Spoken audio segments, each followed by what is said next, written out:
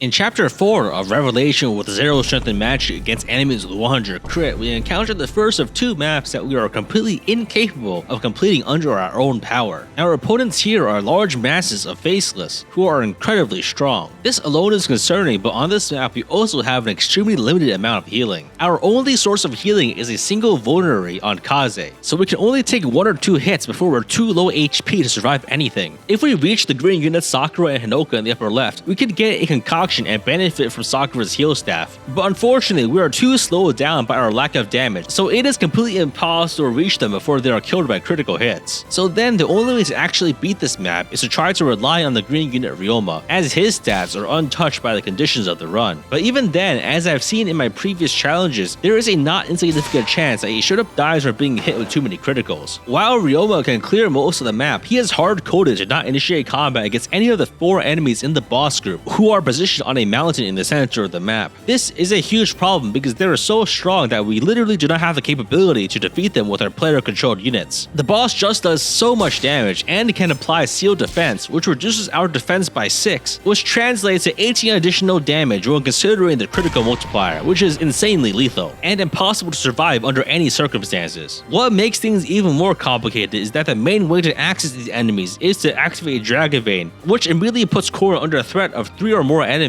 which will almost certainly result in him being killed. My overall strategy is to let Ryoma kill most of the enemies on this map and hope that he ends on a position where I can bait the remaining 4 enemies into attacking him. In every attempt, Sakura and Hinoka are quickly obliterated as I try to maneuver Ryoma into place. I try the map with Ryoma placed in the top area, but the terrain makes it nearly impossible to actually disengage from the faceless once they are baited. The faceless will always prioritize attacking my units over Ryoma, so Ryoma will not be able to assist as he will not initiate attacks against these enemies, instead opting to watch me die pathetically as he twiddles his thumbs. As I continue to iterate on these strategies, I figure that I need to find a way to manipulate Ryoma's ending position, which is extremely unpredictable as it depends a lot on how the enemies move as well. I find that the best possible place to put Ryoma will be near the starting area. In my Conquest 0 strength run, I found that this location is likely to work because of the unique capability of using forest terrain to disengage Korra from the enemy. I have to use save states several times to do this, but I managed to bait a lone remaining faceless far enough away to move Ryoma back near the starting area. I activate the Dragon Vein and in several cases just straight up die immediately because Korra is in range of enemy attack. But I try a few more methods from my standard playbook such as human sacrifice and put Kaze